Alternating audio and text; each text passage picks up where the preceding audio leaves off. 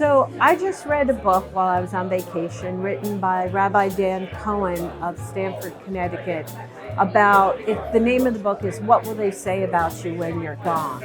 And it talks about how to build a legacy in your life and how to have an impact in your life in small everyday things that you're doing. And it's a short book, it's a quick read, and it leaves you really thinking about a lot of things.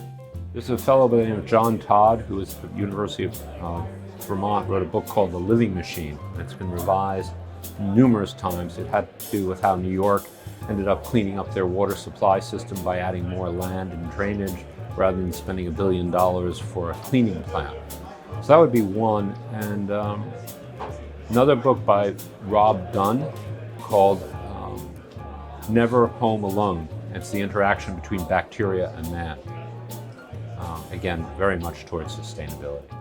Well, a few things. One, it's a great book called Lifespan by David Sinclair, which is really about wellness and and life extension.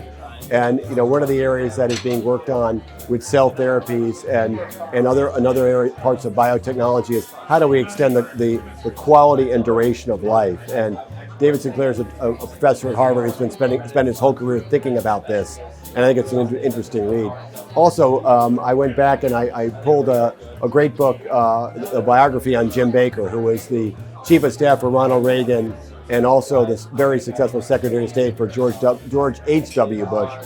And really an incredible life of a lawyer from Houston, Texas, who goes to Washington and becomes the ultimate power broker. And it's a throwback to politics in Washington in a very, very different time, a much more collegial time. So I've been enjoying that. And lastly, I have to do a plug for my partner, Anish Batlaw, who has a wonderful new book out called Talent. And one of the main themes of our investing strategy is to build world-class management teams and a real conviction that management excellence is tied to great investment outcomes. And Anish's book really talks about talent strategies of how do you acquire and retain, attract, and motivate the best people to build winning teams. And so that was a book I really enjoyed reading too.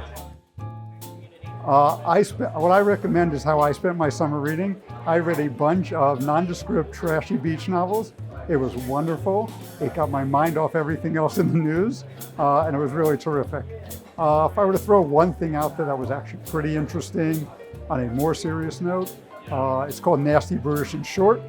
And it's a philosophy book written by a professor from the University of Michigan, Go Blue. And it's sort of an interesting book about thinking. He wrote it about sort of interviews with his children and doing philosophy with them, and it's a parenting book, but it's really not. It's about how to think and how differing opinions can actually make for great dialogue and better thought in your own life. Most people probably say it's very boring, but I just read the history of Jerusalem, and the book is called Jerusalem, obviously, and an absolutely fascinating tale of the history of that city going back 5,000 years until today, into modern times. Lots of changes in civilizations, lots of changes in cultures, really fascinating read.